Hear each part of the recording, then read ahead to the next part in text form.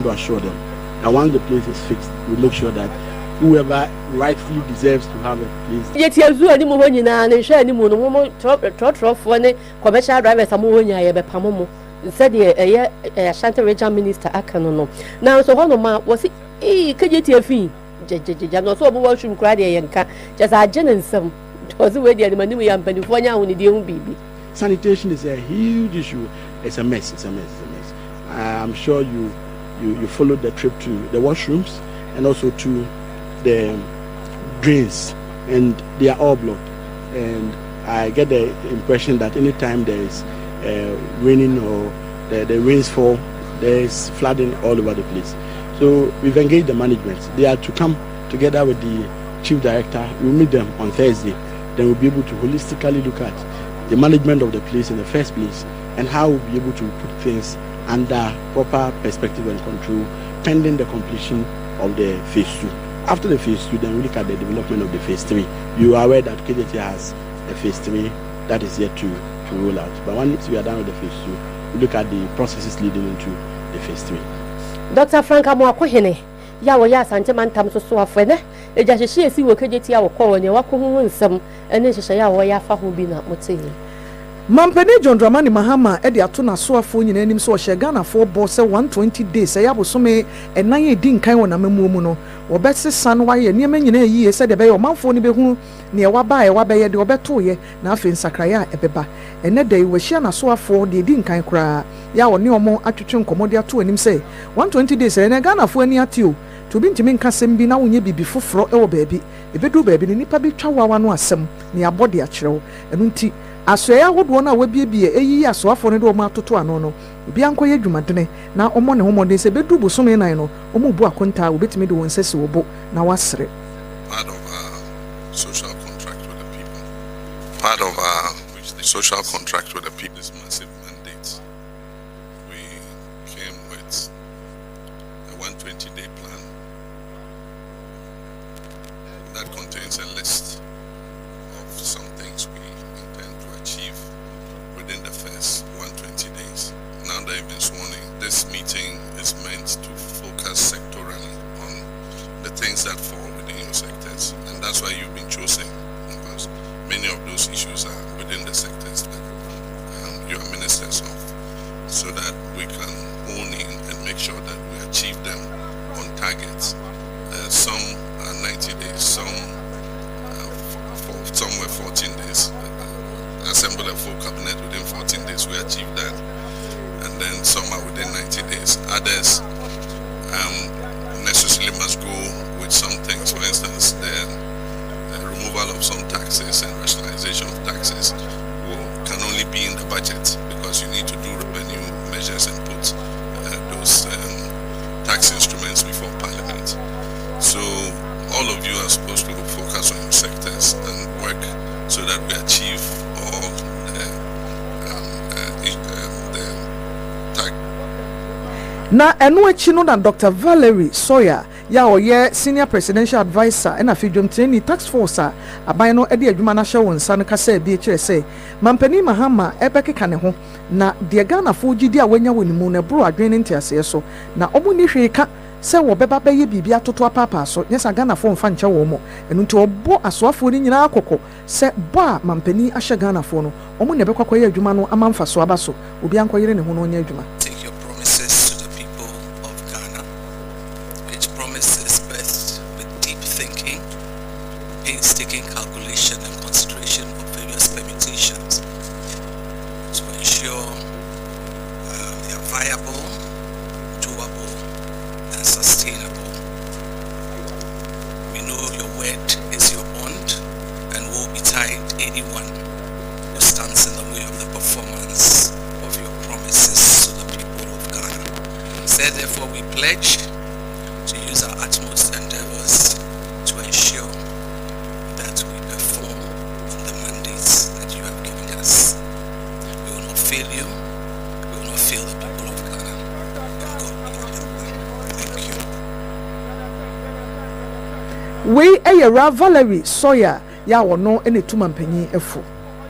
Masebe Dwani owo efutu constituency Honorable Alexander Afenyomakin wono na ukoma shebedwama dom kuma no minority no woda wo mo ano na nansa cholera ya yamtuo ne efie yare said yesi wo yewini ba ene ne mpotamo no ho asama ye de pa nipa be ahenu ana Dr. Penny o ho no mu kiremu a enya yare ni bia ba ho mu miensa kra de o mafamu atoa nananom wonse do na said ade no ko aye den no wakeka ne nsase ya wo de 100,000 Ghana cedis tete ho 1 billion akoma apumden kwankyere adwuma na wo ne se o mo fanya ntotoye o mo fa bi ntonuro enfa bi moa na o mo nko yare no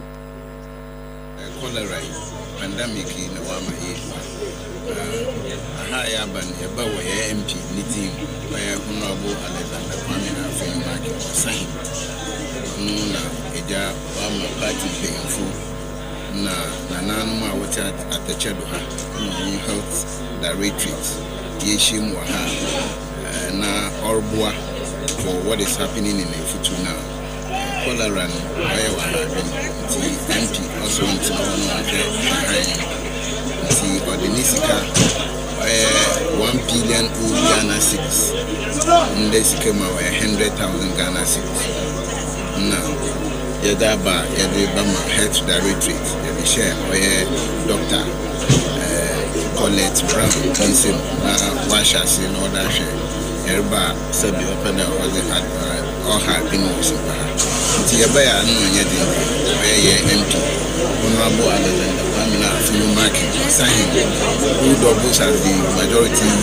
minority leader in parliament. And the pay one issue, I have answered my eye and fair. Now, Native also, oil director of health, Okade, obey clean up exercise. It's master, there's some money in a soil worker, oil or China.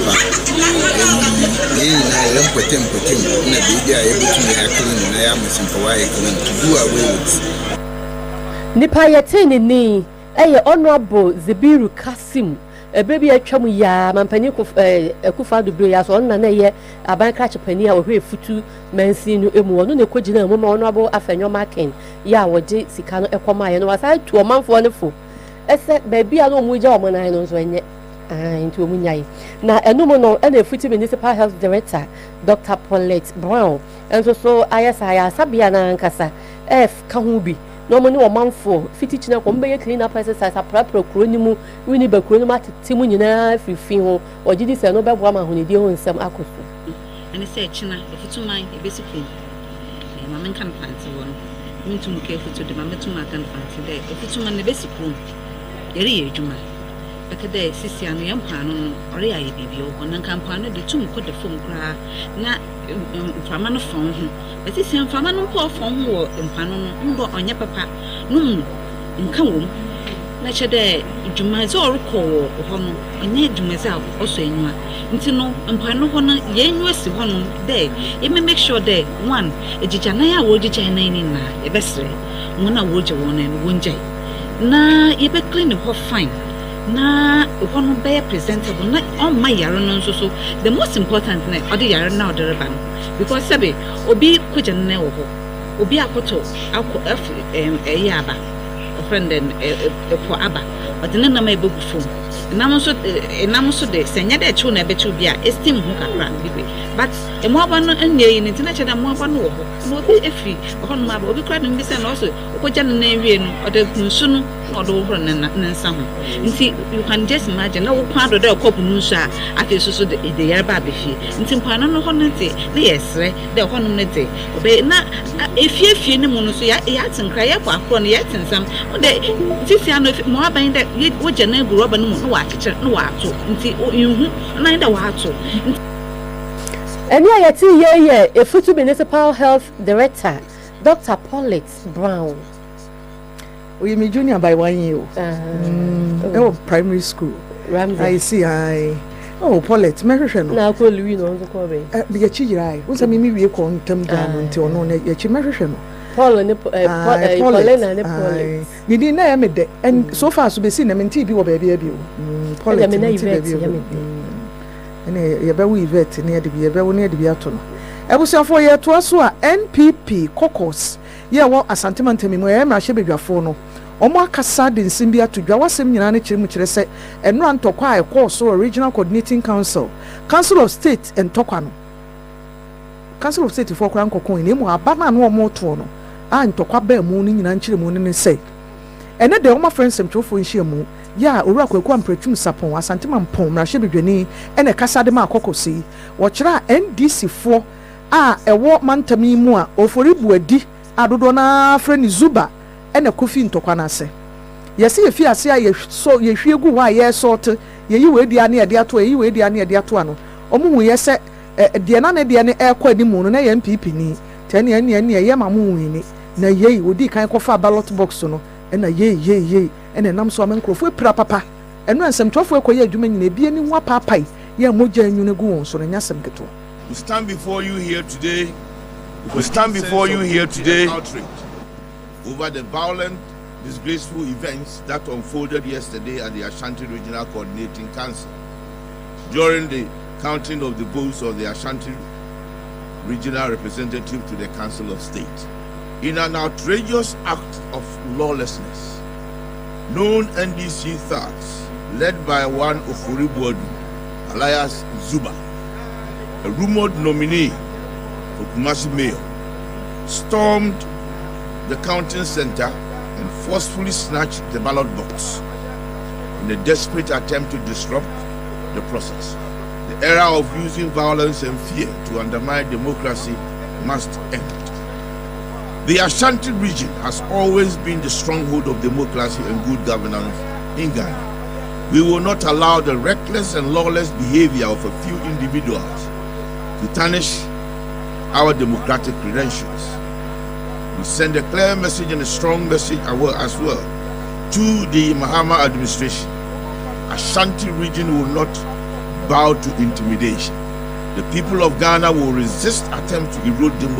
democracy through violence and lawlessness. We urge all well-meaning Ghanaians, civil society organizations, traditional leaders, religious bodies, and the media to speak up against this assault on democracy and demand accountability from the authorities. We refuse to be silent. We refuse to be intimidated. Democracy must prevail. Thank you very much. Wei eya Asante Mampon MP owura kwaku ampratum sapon ɔgyina ne nuanom MPP fo a wɔmantam nyinaa na mu nipa 38 no ɛna ɔde nsɛm ne tu dwa sɛ Kinzuba ne kofi ntɔkwa nase ɛna ɛkɔfa poka ne nyinaa ɛde baa na aba no ɛde basa ɛyɛ ne yɛbɛsa kan ne bi mu anase ɛkɔ akɔto no foforo wo de Ashanti Regional Director ma Electoral Commission so akasa. Okay, yinti no. Abusuafoɔ ne yɛntwerɛ so na Asante Mantam kwankyerɛfoɔ pani a wɔda abato commission so ɛyɛ Francis Osensia wabɛkasa sɛ no kure ni deɛ no ɛsiiɛ no ɛnya ade papa no wɔso wakeka bɛkasa na adwumayɛfoɔ no Electoral Commission adwumayɛfoɔ no mmiɛnsa ɛna wɔn aprepra sɛ sɛ adɔktafoɔ kora gyina wɔn so ntenten ɛna wɔn kyerɛ mu asɛ maame baako a wɔgyina ayɛ owura Rose Hamilton ɔba mpanimfoɔ nkyɛn na obi sa sɛ deɛ basabasa yɛ na akɔtɔ no ho nsɛm atie emu yan sɛ yabɛboro Electoral Commission for no mmiɛnsa aha adwen paa de so omugu ayɛ asabea wɔsi wɔn kansa mpapa koraa ɛmfa mantam yi ho na wei koraa efiri hin na baa hin yɛne a yɛkɔ ɛkono ase deɛ obiara ba fie kama na mmom deɛ ha adwen kaka ne sɛ yɛfiri ɔbaa ha no na mmerante na abɛbo yɛ mmerante no bi wɔ ha yes mambo nipa bɛyɛ 3 wɔ ha baako deɛ na ɔsɛ ne kɔ ayɛ hwɛ a hospital na ɛnti class kan kɔ na sɛ na ɔsɛ ne ti but report doctor report kyerɛ sɛ bɔne bia ɛnsi nti anapɔmɔ baeɛ a deɛ wɔ hɔ ne sɛ mmerante bɛyɛ mmiɛnsa deɛ musan bɛboɔ mu ha yɛdɔma kɔ hospital they are doing well bɔne bia nti ɛho yɛ aseda na adwuma Mami Hamilton ne sɛ deɛ ɔma yɛ ni so adwene kɔ ɛtɛkyi no I mean very important they are proud of you the Electoral Commission minimum aboafo ne mpanimfoɔ ɛtɛkyi no sɛ nka so bɛte deɛ ma yɛ deɛ ma se bebree Ashanti Regional Director Emma Electoral Commission Owura Francis Osensia wɔne nsɛntwerɛfoɔ na di nkɔmmɔ na ɔmo bisa no sɛ nti aba no hwan na adi nkuno na ɔsɛ adeɛ mu nneɛma yɛ a yɛde bɛka ne deɛ ka ho nyɛ ɔma sɛ ɛsɛɛ no deɛ wobɛbisa kɔ no wɔnhu na sɛ anwie pɛyɛ nothing came back bibia amafi bibia de kɔ bia mo make sure sɛ bibia ansa ma nti ballot box o screen o bibia ama ɔmo make sure sɛ mo ase bibia nti yafa bibia ansa ma for several days commission decision. The report of my commission Bekasa. We anticipating say Akasa say beto say by day. But yesterday and to me and winner. We couldn't, not that we did not, we couldn't declare we started. They're the first person that were counting, but in court of counting that this thing issue happened. It was negligible. Because I'm sure people can hear because if they see now, about two will not be there. You say now I have figure because it be unreasonable. But the question is that there are no baby who here between them want to say. In say until the internet say ya can hear me mama say Mama nti am ko fihwe na Dr. Kesken Owusu Poku ya ono na ya campaign team leader Emma Oruari Rose Hamilton o si de si nura ne die guma tam na ni ma se kra you know mama hospital be na list ya the talk for the na police for so do na for na o get to the last elections go basu biem in future in the coming days share some police protection no adolfo what's your election that we know see the BCPR and I think it's a shame on Ashanti region. It's a shame on the country. They say they are sorting the way now you are receiving say marriage already but you 2 million digital elections easy so that there is left for the EC to tell the EC declare results and say no TDs. But say Bono have easier declare we want this Ashanti yes easier declare and not be surprised in Banya say I was a few years in the year of the past. The premises say what declare is what declare or not. Then try say so they be declare. Then I said them see kind easy declare roadmap about the one I'm able to see. I think say no say the body be premature ejaculation. Will be an where they don't know. Let's allow them, let's grant them that freedom. Them roadmap at what various candidates will decide. And yeah, I Dr. Kesken Osei Poku. Yeah, no leading campaign team Emma Oruari Rose Hamilton. Yeah, to us why in office of the special prosecutor OSP. Me aminu abema kiseja benda no oso we fia say yenhwehwe mu bi efesika 1.3 billion Ghana cedis bia National Petroleum Authority NPA afanipa bi nsase. Ene da OSP a friends mtofo nhia mu ama wakasa kiremu se ebinom nipa bi obubo wo mudin ye disika bi ma wo mo no ma afa anye de eso ode ye ka ne se misappropriation no ebi enu nti empanifo be frɛ won no ma be kiremu fandi nan kampanifo eso de tu anamo bi se wo de beto fan wo ye petroleum no ne bo etekɔ ananso se wiase Ghana Ghana nyina no ye betimi di bi atoso ananso se aban no ebetimi ahwehwe aso amayen na ye kɔtɔ no ye hu ankyere yen na ye di sika ne ma wo mo no ehun akontabo na koye emo bi nan enipa nan obo mu din ye Jacob Amwa oye coordinator emasa asoye no fan asoye National Petroleum Authority no Wendy Ashon Newman Freda Tando na kane NPA na penyin Dr. Mustafa Abdul Hamid. OSP has also commenced investigation into suspected corruption and corruption-related offences in respect of an alleged embezzlement of 1.3 billion cedis from the Unified Petroleum Pricing Fund (UPPF) at the National Petroleum Authority (NPA). The investigation PPF Mr. Jacob Amwa, NPA staff Freda Tando, NPA staff Wendy Ashon Newman, and the former chief executive of NPA, Mustafa Abdul Hamid. Na enu na chino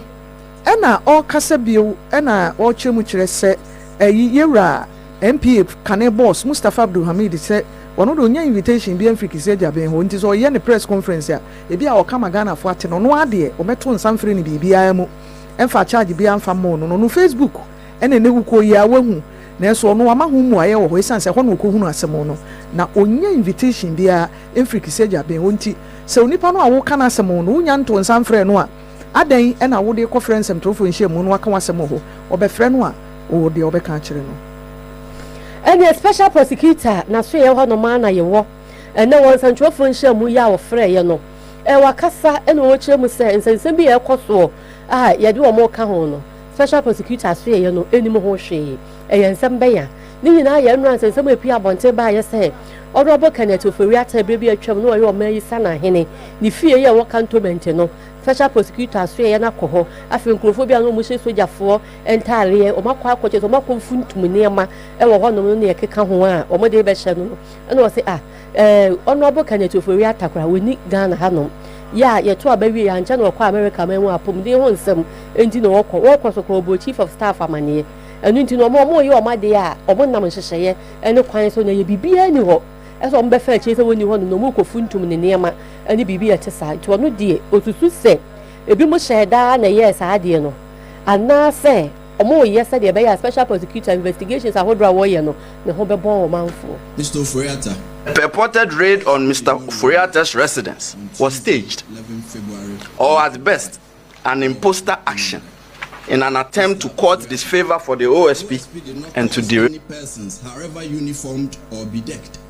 to raid your house on Tuesday, 11 February 2025, or on any other day. Mr. Ofori-Atta, that could not have been the OSP, and that is not our style. If the OSP enters your premises, you will not be in doubt as to whether it was the OSP that had come there, and your lawyers will not have cause to do an inquiry ascertain whether it was the OSP. We have our unique methods of conducting searches, and we have uniquely designed insignia identifying ourselves, and not just by a statement that we are from the OSP. This is one such main insignia. A person cannot just show up and say they are from the OSP. It's cheap, anyone can say that. But when the OSP enters your premises, you will definitely know by our insignia, our methods, and the way we identify ourselves that this is the OSP. Our intelligence points us to state that the purported raid on Mr. Ofori-Atta's residence was staged, or at best, an imposter action in an attempt to court disfavor for the OSP and to derail the investigation.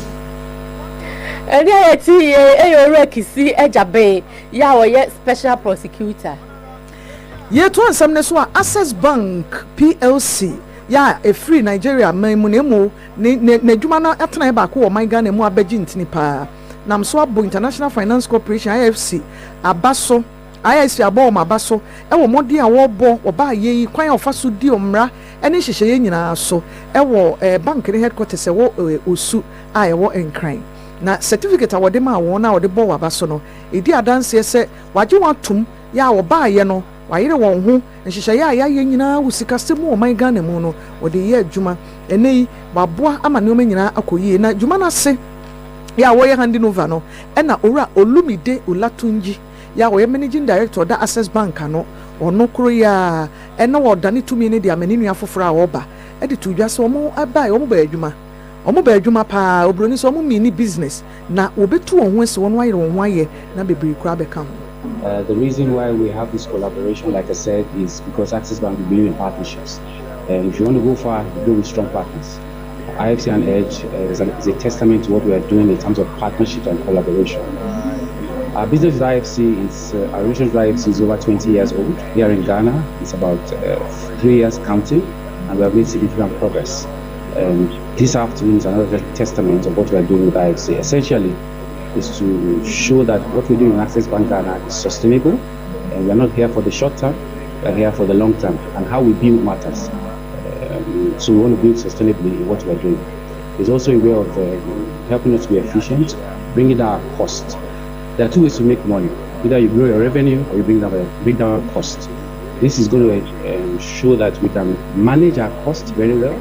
and if you see our ratios, our cost to income ratio is less than 30%, shows that we are managing our costs very efficiently. This is another avenue to be able to happen. Our stakeholders will continue to benefit from what we are doing, because when we manage our costs well, then we can pay dividends, then we can make our shareholders happy, and then we can raise the kind of financing that customer needs to be able to support the operations in a long-term manner. So in a nutshell, we are doing this for the various stakeholders that we manage in Access Bank, a testament of the partnerships that we hold, and because we are here for the long term. So thank you for covering this occasion, and I hope that in one way or the other, you can benefit from this occasion. Thank you. na eno echi yera Olamide Olatunji kaserie ye no ena Dr. Dalia Khalifa you are regional director of that Central Africa and Anglophone West Africa no ewo International Finance Corporation IFC ono so kase bi ekire se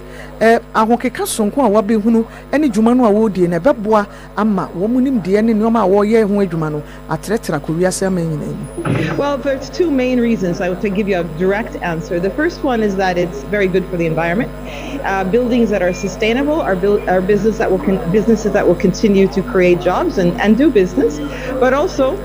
when you are becoming more sustainable and EDGE certified, you're effectively lowering your expenses. And when you lower your expenses, that's good for your bottom line. So it's good for the environment and it's good for the bottom line. So overall, it's a plus. And any business that wants to consider doing these kinds of activities should immediately think of the EDGE certification. EDGE certification basically means that the business is more sustainable. We have, as IFC, begun this EDGE program and all over the globe. In Ghana in particular, there are about 54 ongoing projects, correct, covering about 800,000 square meters. And therefore, we hope to continue doing that kind of thing in Ghana. Just to let you know, Access Bank is a leader. It is a financial leader on the continent, but it is also a leader in transformative change. And therefore, we are very proud to award this EDGE certification to Access Bank here in Ghana. What are the three main components and what? For Dr. Dalia Khalifa, on also any attain asem. Mashibe Jeffrey Mukasama for Right Honorable Kingsford, Aban, Somana, Babin,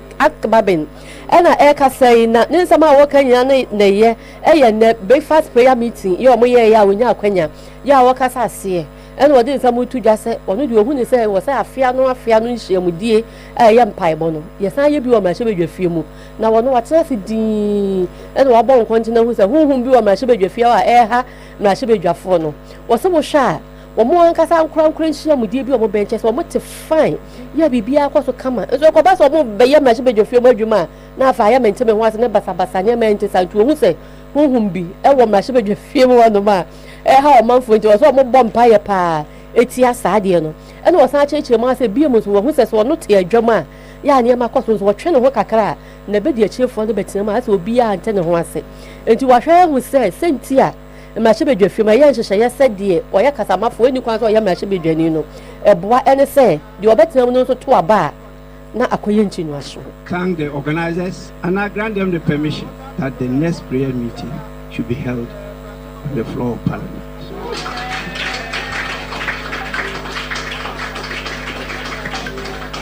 There may be something inside there that has to be exorcised.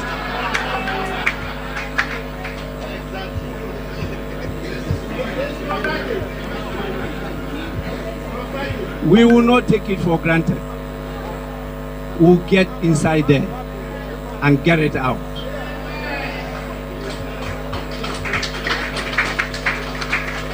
Where I sit, and these great men and women come to me in private, the way they present themselves is different from what they do inside. And so I keep on thinking, what is inside there?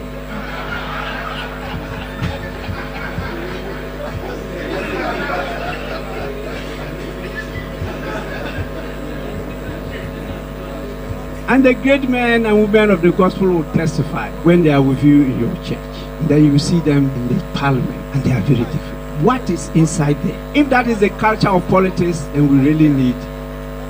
God to descend and once again salvage us. Right Honorable Kingsford, Agban Samana, Bagwen, ask Bagwen. And I say the deliverance also will be a few more. Yeah, to us so. Yeah, called Doma, Ewobuno Mantam Emo. Doma Central, Imam Penya Oho, Sheikh Zakaria Ibrahim, Wabama Penny, John Mahama, Basso Papa Paso by a hash board, no, a hash board, a cacao, many pilgrimage, no, I yakon to Crumcremufoko. What is so cry? Yes, what 13,000 Ghana cedis and a dear free. So can you know much 75,000? Yeah, yet is Ghana 750 million. Nene Abba 62,000. Sheikh Zakaria Bonabaswa Danase. So we be Boman Cremo for the donor to coin. wokɔ akɔtɔ adeɛ ɛwɔ dwom anaasɛ wokɔ store akɔtɔ adeɛ na ɛsɛ ade ne boɔ yɛ 75 cedis wokɔduru hɔ na ɛsɛ yɛate so ayɛ 62 cedis a na woba bɛgye 13 cedis a gu bɔtɔm as balance akɔ fie a megye de sɛ ɛyɛ anigyesɛm kɛse nti Nyankopɔn na yɛbɛda no ase na pa fam nso mpanimfoɔ a ɔmotu hɔ anamɔ nso nipa fam na ɛsɛ yɛdeda ama ɔmo yɛabɔ mpaeɛ sɛ Nyankopɔn ɔnkɔ so ɛnka ɔmo ho daa na megye de sɛ saa de hwɛ sɛ yɛ papa bi yɛ maame bi mmara so wɔayɛ sika ɔpɛ sɛ ɔkɔ maka na nka bɛsɛ 10,000 na ahyɔto no a ɔntumi nkɔ Nyankopɔn ayɛ adom na sɛ yɛate saa sika no afiri so na ɛbɛma nipa binom a sɛbesɛbe na n'ahoboa nso no na atumi ama n'ahoboa so a na ɛyɛ anigyesɛm nti yɛda ɔmo ase yɛde mpaeɛ pata ɔmo akyi yɛbɔ mpaeɛ sɛ Nyankopɔn bɛka ɔmo ho na ntotoeɛ no ɛbɛkɔ yie na yɛ papa nom yɛ maame nom a sɛbesɛbe ne nyinaa nim sɛ hagye no ɛka nkrɛmɔsɔm ho pillars ne paa enti sɛ wobɛtumi akɔ hagye no ɛka ho ɛma wo nkrɛmɔsɔm hyɛ ma sɛ wowɔ ho ahoɔden nipadua no wɔ ahoɔden na bɔtɔm nso wɔ ahoɔden a na bɔsoɔ no wɔ ahoɔden a hagye no korɔ no ɛka nkrɛmɔsɔm no ho paa enti wei no megye de sɛ ɛbɛboa ɛma nipa bebree ahoboa atumi awie pɛyɛ nti Nyankopɔn ɛmmoa obi biara ɛwɔ n'adwuma mu sɛ na ɛbɛyɛ a sika no ne nya sɛ afe wei o afie adi anim ɛbɛyɛ mmerɛ ama obiara at the same time aban ne mpanimfoɔ so a ɛyɛ ntotoeɛ no Nyankopɔn bɛboa ɔmo so na ɔmo so ntotoeɛ atumi awie pɛyɛ na ɛno n'akyi ɛna municipal chief imam Sheikh Zakaria Ibrahim ɛto aso sɛ aban no ɛnhwɛ mman hyehyɛeɛ a ɔbɛyɛ afa kwantuo ne ho nyinaa ɛnyɛ kama paa na ɛbɛnya nsunsuasoɔ yɛka ne saa nso na yɛbɛsan asrɛ biem megye de sɛ leader biara deɛ ne botaeɛ no sɛ ne manfoɔ anaa nipa a ɔlidi wɔ mo no ɔmo bɛnya ahotɔ na Nyame boa na wonya boafoɔ papa a ɛma nneɛma ɛwie pɛyɛ sɛ boafoɔ ne wadwene ankɔyɛ pɛpɛɛpɛ a ɛma wobɛsusurususu yɛ pa bebree but anhwɛ yi a na nneɛma bi akɔfa mfimfini na nneɛma no antimi ankɔ sɛnea wopɛ no wei nti ɛna yɛbɛkɔ so sɛnea wɔm ate so ma yɛni agye yi yɛbɛkɔ so asrɛ ɔmo sɛ yɛ papa nom yɛ maame nom alagyefoɔ a anaasɛ ɔmo a mokɔ mɛka no service a na ɔmo nya no ɛso ɛnkɔte quality of service no ɛso ɛnkɔte because nipa no wofa no from Accra anaa wofa no from Tamale na wode no akɔ Mecca na sika no a wogye no 75,000 na ebi a aeroplane a yɛde ɔmo bɛkɔ no sɛ ɛba 62,000 na sɛ airline no ne quality no so te a na kyerɛ sɛ sika no ntesoɔ no ɛnhyɛ da ɛnyɛ significant saa anaa sɛ yɛkɔduru Mecca yɛkɔ Madina dan a ɔmbɛkɔ akɔda mu sɛ dan no quality no so te a it means sɛ sika no teɛ no ɛmfa bibi papa bi a ɛmmae dan a na yɛda mu ɛne Kaaba dan anaasɛ masalachi kɛseɛ no distance no ɛbɛyɛ sɛ 1 kilometer anaa 2 kilometers na because of sɛ yɛate so aba 62,000 ti no yɛde akɔ akyiri bɛyɛ sɛ 5 kilometers anaa 6 kilometers na service no ɛde haw foforɔ abrɛ a na it means sɛ anhyɛ da awie pɛyɛ saa abusuafoɔ wei ɛfiri Sheikh Zakaria Ibrahim ɛhɔ Kasiabo aduru so yɛ krataa ekita me efiri Honorable Dr. Frank Amoakohene Ashanti Regional Minister na so yɛ na aba ne nyinaa yɛ ensɛm a akɛseɛ mienu a ɛfa bambɔ nsɛm ho deɛ no esi yɛ wɔ ɛyɛ Regional Coordinating Council ɛyɛ Ashanti Region deɛ no ɛna ɔfen so deɛ a ɛnɛ nso so asie no ɛho na ɛno adeɛ no ɔsɛ yɛ asɛfɛ mu paa ɛsɛ biribi saa ɛkɔ so ɛyɛ Council of State abatoɔ yɛ na yɛto no ho ɛho nsɛnsɛm a ɔsɛ yɛ ba ne sɛ ɛma yɛn kabɛka bi amamu ho hyehyɛeɛ no ɛntumi ɛnwie pɛyɛ ɛno nti wasrɛ a wayɛ ho hyehyɛeɛ sɛ yɛma asomdwie mmara ne yɛntete yɛ ho ase ɛna wahyɛ sɛ Ghana Police Service ɛna afei National Security foɔ no ɛwɔ mu ne ɔmo hwehwɛ mu sɛdeɛ ɛsɛ biara sɛdeɛ ɛbɛyɛ a wɔne yɛhyɛ akyire nyinaa no yɛde wɔn ɛbɛfa mmara kwan so saa na ɔfɛ nso deɛ n'esi nnɛ sɛ awukudɛ ɔhene ankasa ɔwɔ hɔ bi mu si ne kwan so ɔmo ma ne nkɔ yɛ amammerɛ ne amanneɛ ho nsɛm no nso wakasa ɛde atia sɛ nka yɛdɔ yɛn ho a yɛni yɛn ho akyi nie nanso ɛkame ayɛ sɛsɛsɛ no asɛ deɛ obi apɛ biara na wɔyɛ ɛba ne sɛ ɛmmoa ɛmɔ ɔman ne bambɔ ne asomdwie ho nsɛm ɛntumi ɛnwie pɛyɛ nti ɔno deɛ wɔka ne sɛ security agencies na ɛyɛ bambɔ adwuma kuo ahodoɔ no ɛyɛ ɔmo hwehwɛ mu no ɔmo bɛgyina wɔn manfoɔ nso adanseɛ any information ɔmo de bɛma ɔmo so na ɔmo hwehwɛ mu na kɔntɛm ɛno nti obi wɔ bi sa wɔnhwɛ ɛsɛ ɔde bɛma na ɛbɛboa ama ntotoyɛ ne nhyehyɛeɛ ɔmo yɛ titu ɛfɔ ɔmo hwehwɛ mu no emu bɛda hɔ na ɔmo fine na wɔso wɔbɛsrɛ sɛ yɛnhwɛ sɛ ɔman wei no ɛyɛ amahu mmara bata ho rule of law na yɛmfa ɛnyɛ adwuma afa asomdwie kita yɛn no yɛnsom ne yɛhwɛ sɛ yɛbɛyɛ ho adwuma ama na gyina na yɛyi a ɛyɛ ma me no ɛwɔ yɛ bambɔ emu nsɛm nyina nti wɔbɛsrɛ yɛma mmara amamu mmara bata ho no ɛnyɛ adwuma biribi obi abɛyɛ no wɔhwɛ sɛ ɔnam mmara kwan so ɛna wɔbɛyɛ ne sɛ wɔde mmara bɛhyɛ ne nsɛm Dr. Paul Kofi Finn founder on one chancellor of Wisconsin International University ano nene wakasa de nsɛm bi ato dwa sɛ nsɛm bi hia yɛ wɔse ɛka ho asɛm papaapa na ne nyina mu no university ne de mfie aduonum ama wapa ho ntoma na dwuma na se na Dr. Finn kyerɛɛ sɛ ne botaye esi ne so paa ne so ɔbɛboa nkyirima a ɛba ne nam so ama yɛkora yɛ ni hɔ a ɔmanya biribi agyina so na wɔde akɔw'anim bio nso sɛ obi abetimi adi yi a ni sɛ oni no onya ntete na yɛboa no wɔ abusua kwan so na afei ɛba bɔnten no mamu no nyinaa esom yɛn ne saa ɛbɛboa masuapɔn ahodoɔ a ɛwɔ nkura ahodoɔ nyinaa so dwuma esi w'ani so a wotu anamɔpa so ɔbɛboa ma nwomasua fa ne ntoma pefra na abɔfra biara benya nwomasua mu ntete pa no yɛn nsa betumi aka na akɔ n'anim.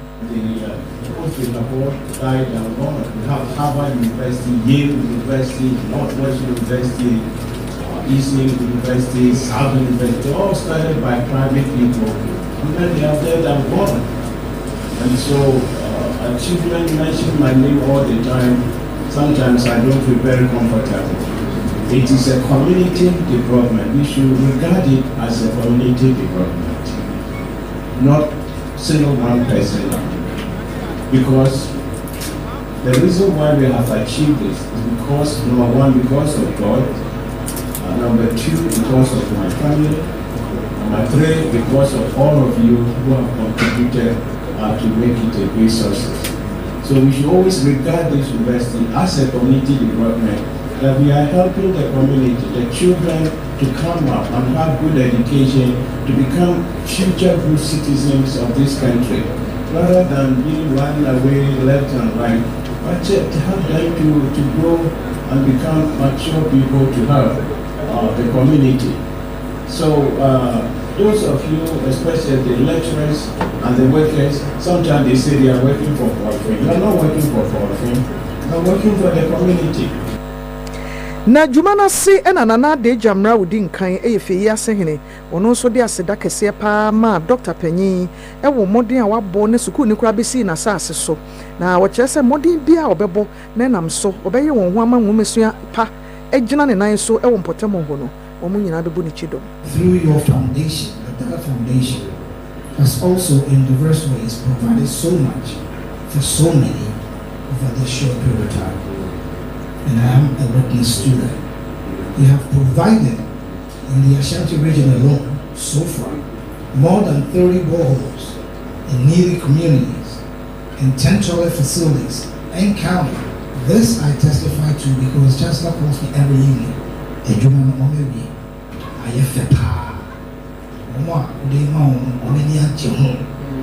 Those are the three questions every night. And sometimes he sees it before I do. So there's no lying about it. I tried once and it failed. So when Chancellor gives me a job at Manso, I make sure if I don't go, my chairman goes. Well, my chairman is being bullied, so wherever I want him to go, he has to. The Chancellor is going to go. As we celebrate 25 years of impactful education,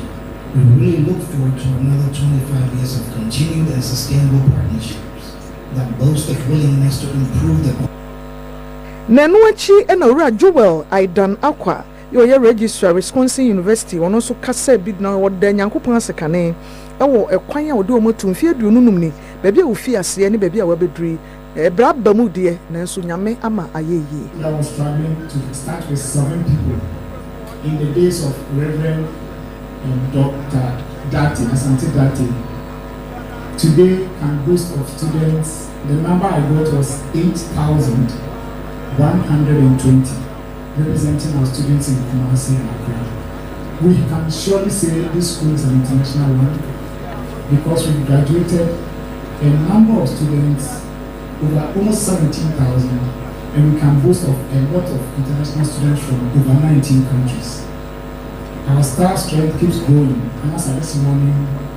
although I can't pinpoint, we are estimating something about 400. As for awards, I don't want to go back, but even in 2024 alone, there is a Semba Africa Business Excellence Award. We nkomo course so Wisconsin University Kumase and afei ase akuyem ye no wasantemantamimu we dey fie dununum ama wapadwuma me ho entoma Ugu so 80 anwumenu sia kase wa Promise 102.7 FM and Promise TV so na Virtuous Woman yen nyina ya de ai e kan Promise Broadcasting Limited or Yopa TV wom Promise TV ne Promise FM ewom ya maku ya ka ye ho abom ya asofo no mo anka so mo wo sorry omo ware asofo obi odi dwuma wa so ne mama ahodo nyina ene ya ka ye ho abom no fa woni asori awokọ se ye peja nyame kese ye ne ama wo banso hu de nyame edi hye ne mu atumi ada no ho edi na yati yekui e wo Yopa FM so no emfie enum ni ya omo hye ho fa enhyehyɛ ye ne ne ma e wo akwan mu a omo di dwuma na wahwe edi kan de atwa agu enti na wahwe die no ye ko president ya wo da Virtuous Woman ano Mrs. Prophetess Comfort Agri na yene ne edi nkomo mama Comfort ma dream yeah ena Yopa why ne benya Virtuous Woman who can find Virtuous Woman who can find enti we feel no ma fidi dana na mudi na watwetwa mu ne de dwumadie na twem anti yenhwe na watwe die no yesi na watwe mu nhyehyɛ ye enese ye da say ma ye fasa konya iso na yenchia ahwefo nyina Virtuous chechi ahwefo nyina na watwe mu yenhyehyɛ ye a ewo so eye memenda ebeye da ye nemu ya nyame yadoma on the 15th ye call health work ye kotenetene yapom ye fakumase enyina ehia na ya nante atenetene yapom na ya dakuo no nso so edi akyere adofo nyina se nyankopon adawro ma ohwe kuo no so mfisia enum ne wamako na nya mfisia enum Virtuous Woman na nya mfisia enum enti ye dakuo na di akyere kumase man nyina ene Ghana man nyina se wonhu na wonsusu wonfo wo emedom yen washe school ase sanity enti enhyehyɛ no fa float no ana health work no say that time be me that time be on be sha ase free hen ye be sha ase free me ka so mo na chese me nka ho ye sha ase free hen ye de be fa yan ya kowie hen ye da se mamnya ko be ba be se mu bi ye be sha ase anapa no nsia e wo oyerepa enimu haya me che prisons runabout eho ena anante ne be sha ase efri kumasi edum te be wutie na woni kumasi edum prisons runabout kumasi edum prisons runabout eho ene ye be sha ase efi wabra ye brass band edi yenim na che se ye bomodin twisama moma awrade na ye yi na ye kanfo ne se wahwe ye nso ede ya bedum pempensu yi na che se ye de nenam kona dwom ene montentwia so abia nipa wo ena ye de befa na che se ye sha ase wo ho na yakowie e wo police park edum haya police park e kona ye be kwa kowie na bibi o se bi obi wo kwa no papa sa no be bo se mani hwe ene ye keka ho no tutu ye ne hyehyɛ ye bi wo ho that's about Virtuous ye dwene nipa ho nsu a ye kwa wo be hia nsu a wo be nom ka be de ye chi a e be supply ye nsu a ye be nom ena se ye wie na se ye be hia esan se ye be kwa ba ntem no nti pano Virtuous pano Virtuous brodo Virtuous brodo and Virtuous Comfort brodo sanity na che say ye de be ka ho se de be ya woni a woni madura na che say wo de etwa woni manza na woni madura anti wo de aduro so kran hawa twen bra ubenya bibi adi sanity na ye yiji mu se bi a ema na sofo nko na eba ana se bi a asori bi bebre fa na se Virtuous ya asori bi anyway nti na wa wo ha de chirem ema ye hu obi bi a wo sa wo ba Virtuous float and as health work no ebi yo Virtuous nya sorry Virtuous ye a Christopher nkabom ko a oyerepa e de esi ho e de ama wiase nyina agidifo enkabom ko enti wonia wo ye gidi ne nko ade a asori bi a wokọ said ye wasori esitie bo modern na wuram enya asofo yere no nko a ana asofo nko a wo ba Virtuous ko no mu a ye wo asofo wom ye wo asofo yere no wom ye wo wom a je se ono de oni sofo yere fa e na oni ba bia said ye otie na oje nyame di se oyogidi ne bia oka ekuo no ho emeko enso so eka ekuo no ho ena ebi ana mu yekuo bi a mu de mu nya emeko anase mote mo ho se mu ye wiase kuo bi a mo bobo mo ho ye wo mo wakuo ene ye wo odokuo ene nasefo mu nyina se mo bobo ko dom na no na do mo beka Virtuous ho a ye nyina ye kabom eye baako enti enye sofo bi na te se kuo bi a sanity eye mekuo bi a wo wa kwanya ese memene da anopa no nsia sibira no so bi anapa no nsia memene da anapa no nsia pepepepepe ne yeshira ewo yerepa ni mu ha omo bo ma ho fama na omo famara no bibia betumi dia babia na esan say ye de aseda na ema nyankopon nti ye de ye virtuous woman ye dressing ye mpese ebetu ni pebia so ntidua enti ade a wonim se wo benante mo aheha wom na enya ade a ebekekere wo ama wankasa kra wo ho akere wo memfa nhye wo bomodin na wonya wo chebi hye na wonya ade a wo ho be harewa na aba awurom ye wo t-shirt empabo adafom aha wo kan bu bi so adafom obetimi dia nante a na wahye ye wo t-shirt ye virtuous woman t-shirt enso so ho ne bo no edafom kra 40 Ghana cedis wonya duru oyere pa promise eba ho a wo benya bi ato woni bi nso kra wo t-shirt bi a wo bi afa t-shirt bi a wo bi a fa ka ho na fabra ka ye white anke ye white ye fi say aseda na ye de manyame nti eye white eye nti ema no mon sha no so yimu bia nim na apesa bedon virtuous woman so a sada no nipa ne ba dan no ye beto wodin eya na bi nim fu say register answer ye woni po beto wodin ye wo chochofo beto wodin nti wo ba ya ye beto wodin na ya je wo telephone number na ya adew na mami akokrofo bi asase frefre wo so ngo pese mo be sua adwuma kwanya wo hode mamo ye be hye bread ya mamo fi say virtuous de adwuma sua de ya kire bia nti be hye bread ya mamo mo frefre no na ya kamo bom na ya kire mo nsa no adwuma ama mo susu mo nya mo nsa no adwuma nti ye be hwa manim se mo nyina mo beba na mo beka eye health work ana float ya ebe ko so no virtuous emfie nduma fidi da edwumadi amemene da anopa no nsia ebe hyase ne ye de atu emonte no mo nante ye kra che nti ya momra na mo meka ye hu ebi na mama obi beka virtuous no obi twa sika bi ani wa obetua eye free wo de bra beka ye ho na adepa wo virtuous mo no ye mfa nkyerɛkyerɛw efisa ne na wo twe kra so ye food bazaar ne na wo twe ye be no nuane kan ye wie float ne ye be ba ye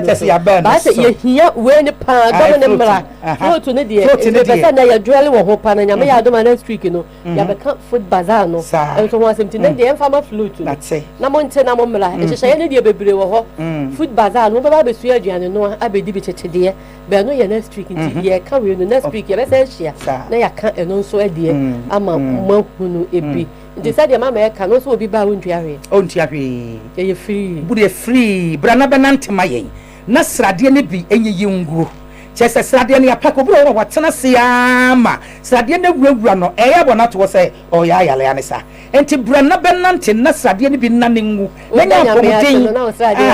na wo sabe ka virtuous ho na wo bua makro no ayenkoso na chapters ne nyina so emo bo wondoma no no on for wodom mra won potama wo ye chapter leader won potama wo won bobo ma na wo won nyina no na for mo froka na for mo bra na be ka ho ne nante ye pese kumase man nyina sorry eji twi titiru emma no na ye mema no ye nya wo kama anti ye nya wo be ba wo say ya ka so repo hwan ne benya mema bi say ya ne benya mo nti be ma wo pe virtuous woman de wo so be join e wo so be join ne mo ba no mo be die ni mo na ma no so de mo chi ana mo bo ma ni chido da bi o we de person mo di ani mo da bi person mo ya katachi person me ne o mo ni ani mo eti ma time ni biom time no venue anapa no nsia edum prisons runabout anasa edum oyere pa fie ho ankasa eho na yehia na yashase anapa no nsia eye memenda eda yenem ye ya anapa no nsia mama bi na so baby so do pa FM or pa TV promise FM promise TV a ye hwe wanim memenda anapa no nsia e mo adwuma mama ye beda se enti eye float health work memenda ya obi amra na ye nanti ma ye da se prophetess Mrs Comfort agree ono na ye president bishop elect and say the prophetess the end means ye ka ho enche bia na che say osumafo ankasa e da bi bishop dey say osumafo apostle na osumafo ti sofo penny sofo pon kra ti ya no mama ye da Christus amen ti abusuafo ya di mu ise bebenda ye be hwe mu nyina mu ni amen ya da mama wa sorry thank you for your journey abusuafo nti virtuous woman for president odo o ma no ne ani ni di nkomo no afidi da o mu di eye mfie num no ho nkomo na mote ye da mo asema makwa aba abusuafo ye twa ye ho tietietia ye ba amano ne nsem ye bekom